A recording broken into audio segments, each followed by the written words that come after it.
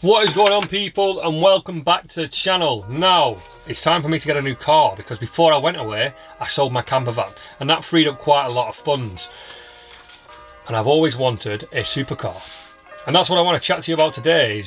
Is I'm a normal guy on a normal wage, and probably many of you watching this channel are on a bigger wage than me, no doubt, because I'm not on a super fancy wage, but I've got to the point in my life where I've saved up enough money to be able to afford to buy a supercar. And on that is that, yeah, a lot of us could probably afford to buy one, but couldn't we afford to run one? And that is the main question. And I've been doing a lot of research on this recently, on whether I can afford to run a supercar as well as buy one. Now, there's no doubt I've got the cash asset to now buy something, but can I afford to fix it if it breaks while it's under my care? The answer to that is probably not. But the comeback to that is, well, I've always wanted one, and you only live once, and is there ever going to be another suitable time in my life where I'm going to be able to get a supercar? Now, second to this is supercars. What is a supercar? Because I think everyone has a different opinion of what a supercar is. Now, there are three supercars that are on my list of interest. Now, I think the first one is every YouTuber's got to think about it at least. Every car YouTuber has to think about it, is an Audi R8. It is the most basic supercar on a budget that you can get. I say basic, it's a very, very capable car, but they're cheap. You know, you can pick them up for £30,000-ish.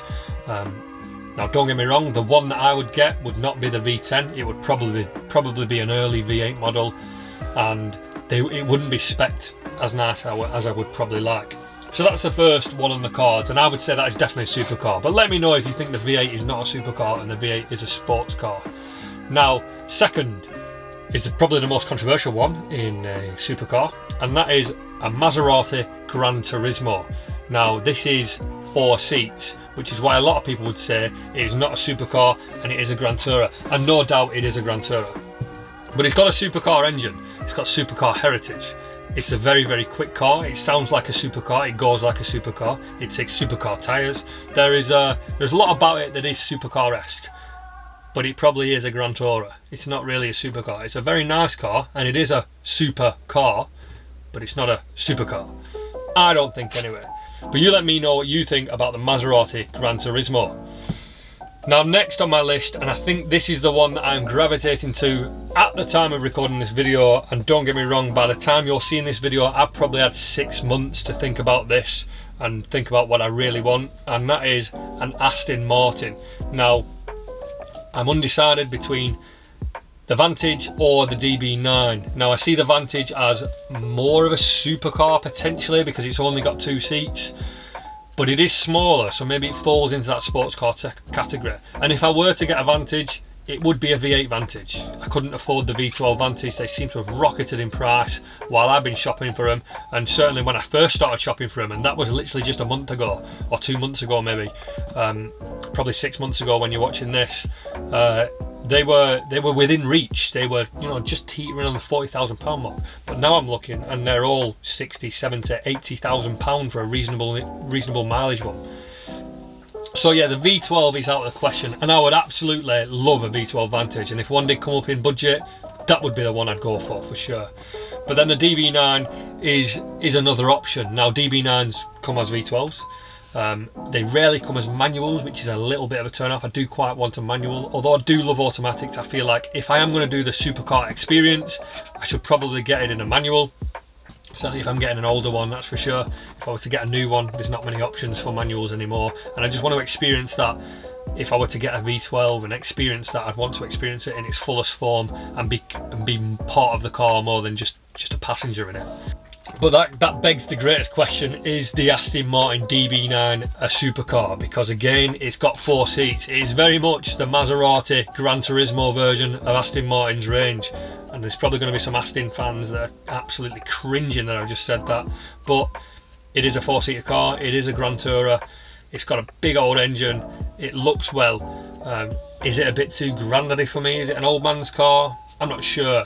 And maybe that's why I'm gravitating towards the V8 Vantage, just because it does seem like a sportier young person's car that I'd like to be associated with, and maybe I could do a few modifications to it without absolutely tearing the heritage out of it. And I just feel like the modifications to a DB9, if I were to do anything, let's say if I put lightweight seats in it for example, it'd just be a little bit sacrilege and not part of the Aston Martin ethos. Whereas the V8, it did come in a GT performance package, and there are very light, there's a lot of variants to it. You can get lightweight variants, and you can get variants with spoilers on and funky colours to enhance the styling of it. So the options are already out there. So if I did want to modify it, I could modify it to the standard of a better one that I can't necessarily afford. Now there are obviously plenty of other cars on the market, and it seems that every time I spend an evening looking through eBay listings and Facebook buy and sell and Auto Trader, that another car pops up and I'm like, wow, that is an insane car for not a lot of money. But you let me know if you've got any hidden gems that you think I could maybe afford, and realistically I'm looking no more than £40,000. And I don't even mind driving for it. You know, I'll even, I might even consider getting something from overseas. You know, maybe mainland Europe and going over collecting it. And as long as the import costs and stuff do come below that £40,000, I'm pretty content. And if something really special comes up, then I may be able to stretch my budget. But I'm leaving that fudge factor in just in case it breaks. So I do need a slush fund in case it breaks. And for sure, if I were to end up getting some form of V12, just a service on one of these things is going to set me back a couple of £1,000s. So I need to be prepared for that. And I definitely don't want to be in the situation where I've got a lovely car that I can't use because it's broken and I've not got the money to repair it. So yeah, let me know if you know of any other cars. Let me know what you think I should do, and whether I should just buy a house for my family instead of getting a car. But I mean, that would be a more sensible decision. But right now, we don't need a house, and I need a car. So I've not got a car at the moment, and I do need one. So I hope you've enjoyed the video, and I do appreciate your advice and your input. Because although I do love cars and do a lot of research on cars, I'm definitely new to the scene of looking at supercars, and I say that with quotation marks, supercars, because I know a lot of people may get upset that I'm calling a Maserati Gran Turismo a supercar. But they're very, very nice cars, and they are definitely supercars, or supercars, but not supercars. So if you haven't already subscribed to the video, there's going to be loads of content coming soon, because when I do get my new car, you can bet your bottom dollar that it's not going to stay the way I've got it. Whether I restore it to, you know, perfect format and give it the original colour and, you know, refurbish the wheels or whatever I'm going to be doing to it, you can guarantee it's not going to be left as it came to me.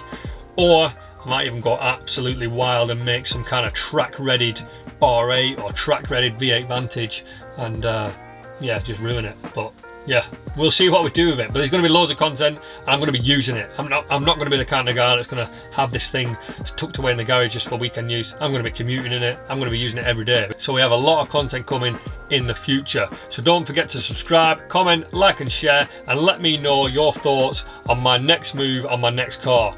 I'll catch you guys in the next video.